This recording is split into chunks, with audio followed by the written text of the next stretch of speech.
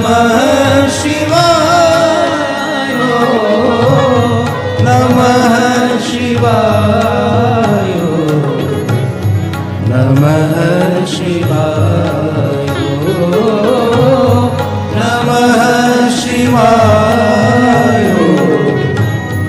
नमः शिवाय नमः शिवाय नमः शिवाय नमः शिवाय नमः शिवाय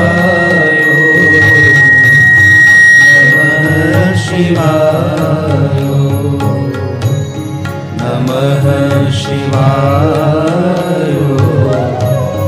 नमः शिवाय नमः शिवाय नमः शिवाय नमः शिवाय नमः शिवाय नमः शिवाय नमः शिवाय।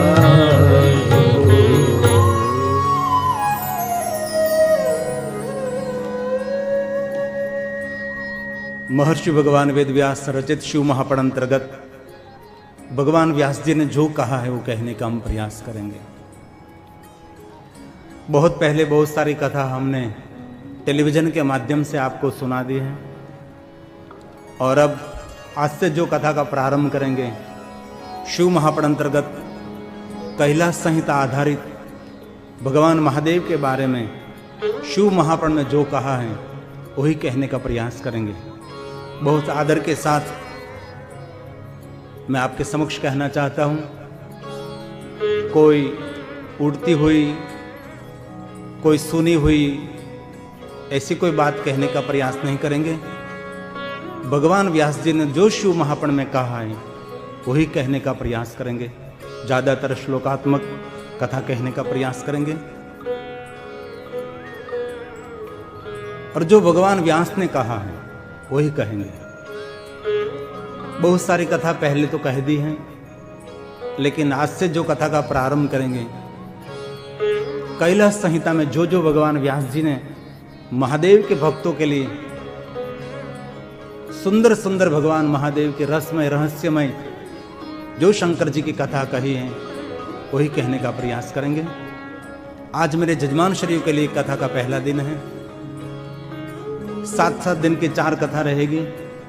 चारों कथाओं का संचालन व्यवस्था हमारी सबकी स्थानिक व्यवस्था मधुभाई पटेल करेंगे, उनका परिवार करेंगे और बहुत बहुत पुनः पुनः मैं आदर करता हूँ। पहले भी बहुत बड़े रूप में मधुभाई परिवार ने बहुत दिव्यता से भव्यता से शिव महापुराण कथा का आयोजन किया था कोरोना काल से पहले।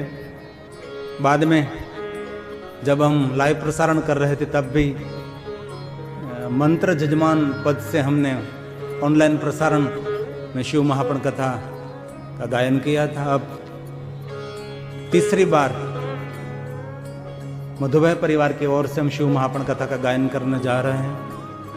वास्तव में इस कथा के जजमान श्री हमारे मंत्र हैं जो स्थानिक यहाँ की व्यवस्था है, क्योंकि स्थानिक व्यवस्था की बहुत आवश्यकता रहती है। कथा करने का स्थान, ये हॉल, ये सजावट, स्टेज और हम सब के रहने की और भोजन की सुविधा इन परिवार की ओर से रहेगी।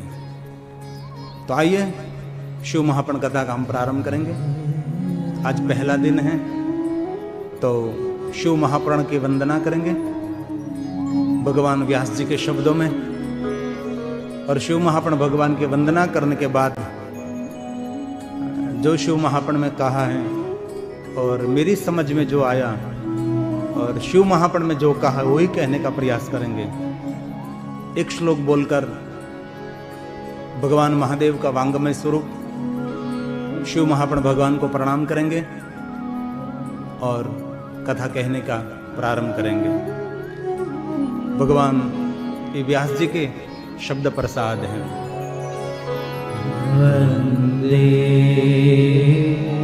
शिव पुराणम्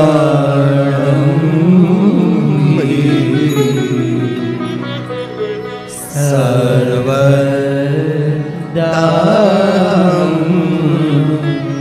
प्रसन्न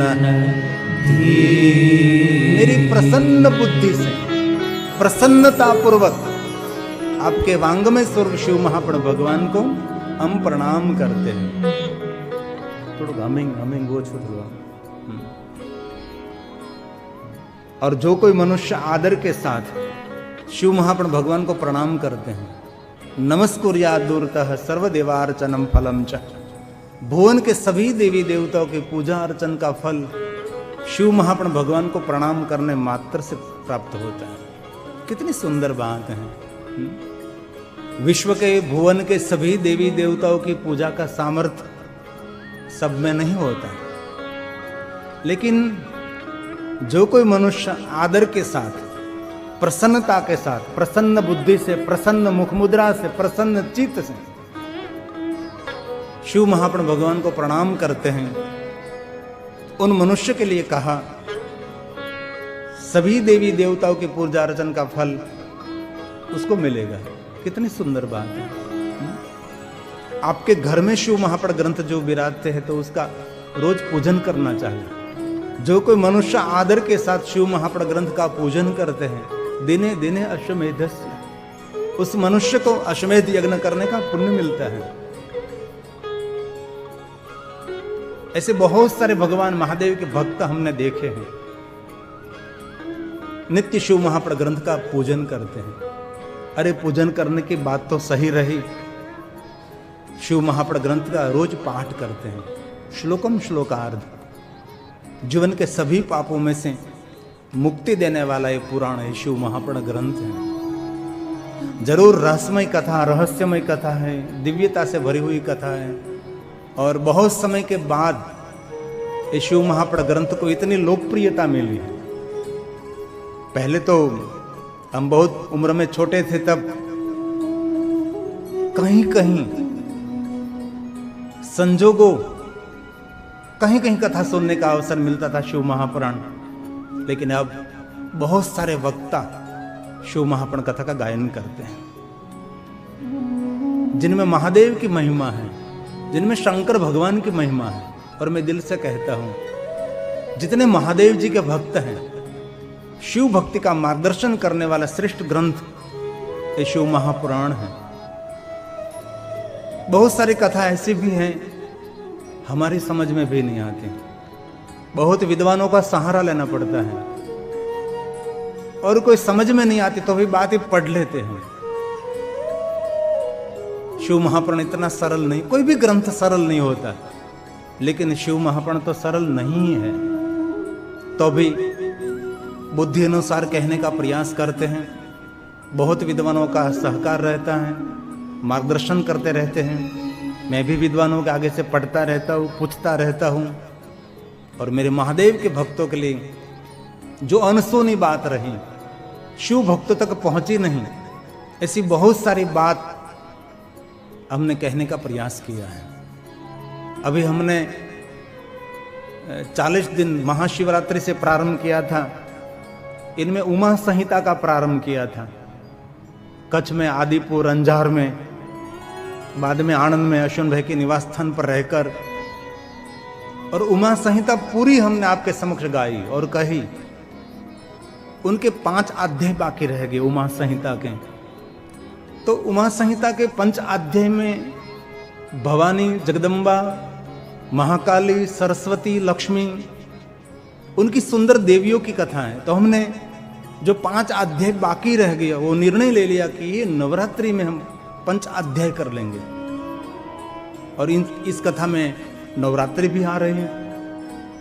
अभी प्रारंभ में कैलाश संहिता आधारित हम कथा गाएंगे, और अंतिम जो नवरात्रि रहेगी दशहरा तक, इनमें जो उमा संहिता के 5 अध्याय रह गए हैं, उसको कहने का प्रयास करेंगे। तो आइए आदर के साथ भगवान महादेव का वांगमय स्वरूप, शब्द मूर्ति शिव महाप्रण भगवान को हम प्रणाम करेंगे भाव से और भक्ति के साथ। वंदे शिव पुराणं हि सर्वदा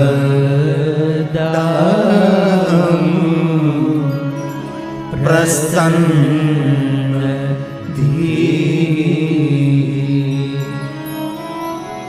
शिव प्रसन्नता या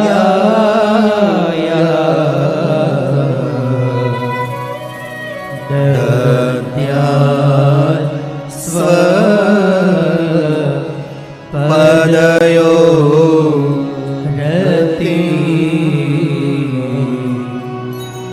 दद्यात् पदयो रति। ये भगवान व्यास जी का प्रसाद है। प्रसन्न बुद्धि से, प्रसन्न चित्त से, प्रसन्न मुख मुद्रा से महादेव आपके चरणों में प्रेम समर्पित करते हुए आपका ही स्वरूप शिव महाप्रण भगवान को प्रणाम हैं, ऐसा सुंदर भाव प्रकट किया है। और बाद में शिव महाप्रण ग्रंथ के प्रारंभ में शंकर भगवान की वंदना, मां भवानी की वंदना, गणेश जी की वंदना, और भगवान व्यास जी ने कहा कि मैं आपकी महिमा गाने में असमर्थ हूँ, न तवे तद वर्णयामहे, मैं नहीं गा सकता, ऐसा भाव प्रकट किया है। परंतु मेरे जीवन और मेरी वाणी को सार्थक करने के लिए मैं आपकी महिमा गाने का प्रयास करता हूँ। ऐसी सुंदर शरणागति का भाव प्रकट करके शिव महाप्रण के प्रारंभ में तो आप सभी जानते हैं कि बहुत सारा महात्म्य रहता है, महात्म्य कथा रहती हैं, लेकिन इस सभी कथा को मैं बहुत हृदय के साथ प्रणाम करता हूँ। और बहुत से हमारे शिव भक्तों ने लगातार भगवान महादेव की कथा सुनी है, एक दिन भी कथा नहीं छोड़ते। ऐसे 1000 नहीं, 2000 नहीं, लाख नहीं, करोड़ों शिव भक्त हैं जो लगातार महादेव की कथा के साथ जुड़े रहते हैं। पुनः पुनः आपको और आपके माता पिता को मैं प्रणाम करता हूँ, क्योंकि आप टेलीविजन के माध्यम से निरंतर मेरे साथ जुड़े रहते हैं और कथा सुनते रहते हैं। तो आइए शिव महाप्रण कथा का हम प्रारंभ करेंगे। ये पहला अध्याय है कैलाश संहिता का, और शिव महाप्रण में जो कहा वही कहने का प्रयास करेंगे। आज हम कथा का पहला दिन और पितरों के दिनों में सभी पितरों को प्रणाम करते हुए हम कथा का प्रारंभ करेंगे। इसमें कैलाश संहिता में पहला अध्याय शिव जी के प्रति मुनियों का काशी में ओमकार विषयक प्रश्न है। अकार, उकार, मकार, उनके बारे में बहुत जिज्ञासा युक्त प्रसन्नता पूर्वक भगवान व्यास जी को प्रश्न किए हैं। और भगवान व्यास जी और असंख्य महात्माओं का सुंदर संवाद है। ये पूरा शिव महाप्रण संवाद से भरा है, वहां कहीं भी वाद विवाद नहीं है। और एक बात मैं दिल से कहता हूं, शिव महाप्रण में किसी का भी खंडन नहीं है, कहीं भी कोई किसी के प्रति कोई द्वेष नहीं है। शिव महाप्रण ग्रंथ में इतनी सुंदर सुंदर महादेव की कथा है और श्रेष्ठता महादेव की है, महादेव की पूजा की है, महादेव के भक्ति की है। और दिल से कहता हूं, कोई विचारधारा, कोई संप्रदाय, उनको कभी कभी बुरा लग जाता है, लेकिन जो शिव महाप्रण में कहा है वही मैं कहने का प्रयास करता हूं। कोई विचारधारा, कोई संप्रदाय वाले में कहे कि मेरे भगवान ने इस सृष्टि की रचना की है, तो कैसे हम स्वीकार सकते हैं? हम तो ऋषि मुनियों की परंपरा में हैं। सृष्टि का सर्जन कौन कर सकता है जिनका किसी ने सर्जन नहीं किया? वो सृष्टि का सर्जक होता है। जन्म और मृत्यु से पार कौन कर सकता है? जिनका कोई जन्म नहीं, जिनके कोई मृत्यु नहीं, वो आपको जन्म और मृत्यु से पार कर सकता है। जिनका जन्म हुआ है, जिनकी मृत्यु हुई है, और जन्म और मृत्यु से कभी मुक्त नहीं कर सकता। बंधे से बंधे मिला, छुड़ाने का क्या उपाय? कर सेवा निर्बंध की तो पल भर में छुड़ा। मेरा महादेव इस सृष्टि के सर्जक है, महादेव सृष्टि के संचालक हैं, महादेव सृष्टि के व्यवस्थापक हैं। उसकी भ्रुकुटी मात्र से सर्जन, संचालन, विसर्जन सब कुछ हो रहा है। सब कुछ शिव ही शिव है। आइए एक श्लोक बोलकर हम कथा में प्रवेश करेंगे, और एक एक श्लोक महादेव की पूजा है, एक एक श्लोक शंकर भगवान का आराधन है, एक एक श्लोक भगवान शंकर जी का ध्यान है, और भगवान व्यास का प्रसाद है, और कर्ण रसायन है। सदा सेव्या सदा सेव्या सदा सेव्या, विशेषतः इत शिव पुराण से कथा परम पावनी। जगत को पावन करने वाले और मनुष्य को पार लगाने वाले, ये मेरे महादेव की कथा है, ये शंकर भगवान की कथा है। ये श्लोक व्यास जी का प्रसाद है। हम सिर्फ मध्यस्थी हैं। जजमान कोई पुण्यवान है, ये शिव महापुण भगवान व्यास का प्रसाद है। सिर्फ एक टीचर का काम करते, शिक्षक का, पढ़कर पढ़ाने के सुनाने का काम करते हैं। हमारा कोई रोल नहीं है, सिर्फ मध्यस्थी होकर हम बोलते हैं। जो कुछ है भगवान व्यास का है, जो कुछ व्यवस्था और पुण्य है मेरे जजमान श्रीयों का है। आइए आदर के साथ आप सब सुने। पहला श्लोक है नमः शिवाय। नमः शिवाय सांबाय। ये भगवान व्यास की कलम कमाल करती हैं। भगवान महादेव, मां भवानी, हम आपको प्रणाम करते हैं। और सिर्फ शंकर और भवानी को प्रणाम नहीं किया व्यास जी ने, महादेव के पूरे परिवार को प्रणाम किया है। नमस्कार, नमः शिवाय। नमः शिवाय सांबाय सगणाय ससूनवे प्रधान पुरुषेशय